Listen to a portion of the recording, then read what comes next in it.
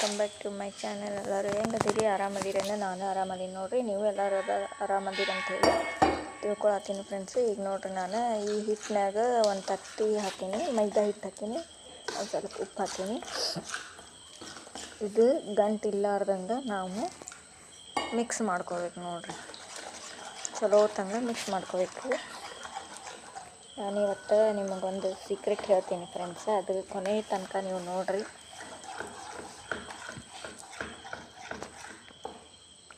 ನೋಡಿ ಸಪೋರ್ಟ್ ಮಾಡಿರಿ ಫ್ರೆಂಡ್ಸ್.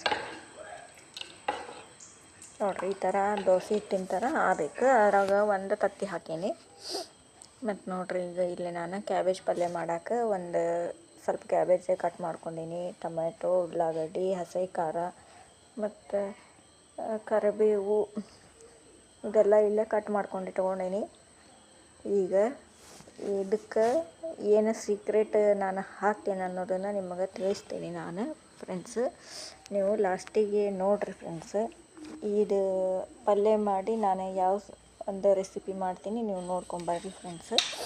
ನೋಡಿರಿ ಫ್ರೆಂಡ್ಸ್, ಇದು ಎಣ್ಣೆ ಕಾಲೈತಿ. ಇದ್ರಾಗ ಎಣ್ಣೆ ಇಟ್ಟೀನಿ. ಉಳ್ಳಾಗಡ್ಡಿ ಹಾಕೋಣ ಫಸ್ಟ್.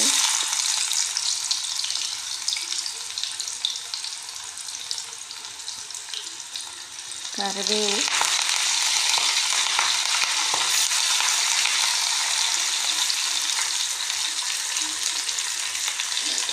ಇದು ಚಲೋ ತಂಗ ಮಿಕ್ಸ್ ಮಾಡ್ಬೇಕು ನೋಡಿರಿ.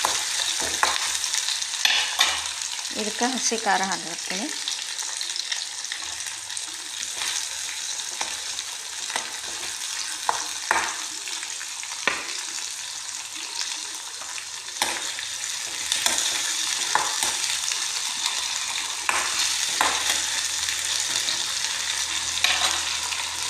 ಚಲೋ ತಂಗ ಫ್ರೈ ಆಗುತ್ತೆ. ಇದು ಒಂದು ಸ್ವಲ್ಪ ಉಪ್ಪು ಹಾಕ್ತೀನಿ, ರುಚಿಗೆ ತಕ್ಕಷ್ಟು ಉಪ್ಪು. ನೋಡಿರಿ, ಈಗ ಕ್ಯಾಬೇಜ್ ಹಾಕಾಕೊಂತೀನಿ. ಇದು ಚಲೋ ತಂಗ ಫ್ರೈ ಮಾಡ್ಕೋಬೇಕು ನೋಡಿರಿ. ಚಲೋ ತಂಗ ಬೇಯಬೇಕಿದೆ, ಸಾಫ್ಟಾಗಿ ಇದಾಗಬೇಕು ನಮಗೆ.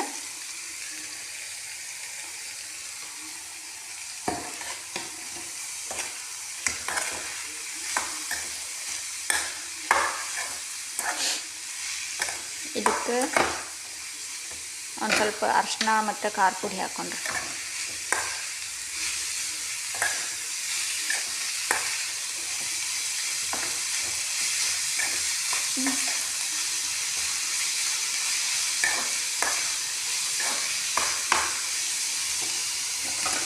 ಎಣ್ಣೆ ಮೊದಲ ಹಾಕಿದ್ದೆ, ನಾ ಎಣ್ಣೆ ಹಾಕಿದ್ದು ನಮ್ಗೆ ತೋರಿಸ್ಲಿಲ್ಲ. ಎಣ್ಣೆ ಹಾಕಿದ್ದೆ. ಇದಕ್ಕೊಂದು ಸ್ವಲ್ಪ ಅರಿಶಿನ ಪುಡಿ ಹಾಕ್ತೀನಿ ನೋಡಿರಿ.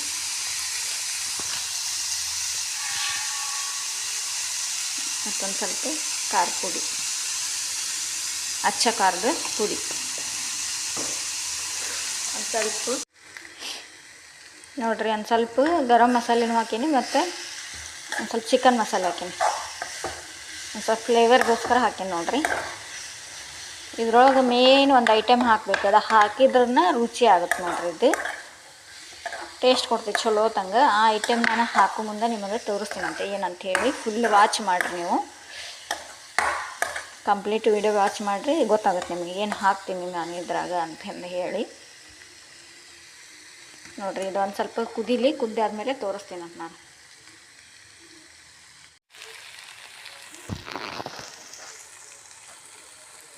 ಇದೆಲ್ಲ ಚಲೋ ತಂಗ ಫ್ರೈ ಆಗೈತೆ ನೋಡಿರಿ. ಇದಕ್ಕೆ ಒಂದು ತತ್ತಿ ಒಡೆದು ಹಾಕ್ತೀನಿ ನೋಡಿರಿ ಫ್ರೆಂಡ್ಸ್. ನಾನು ಇದು ಹಾಕಿದ್ರೆ ಟೇಸ್ಟ್ ಕೊಡ್ತೈತೆ ನೋಡಿರಿ. ಇದು ತತ್ತಿ ಹೊಡೆದು ಹಾಕಬೇಕು.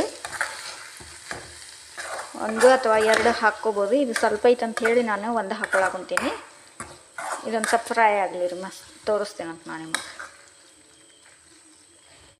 ನೋಡಿರಿ ಫ್ರೆಂಡ್ಸ್, ಇದು ಆಗೈತೆ. ಈಗ ಬಂದ್ ಮಾಡ್ತೀನಿ ರೀ ನಾ ಗ್ಯಾಸ್. ಈಗ ಇದು ರೆಡಿ ಆಗೈತೆ ನೋಡಿರಿ.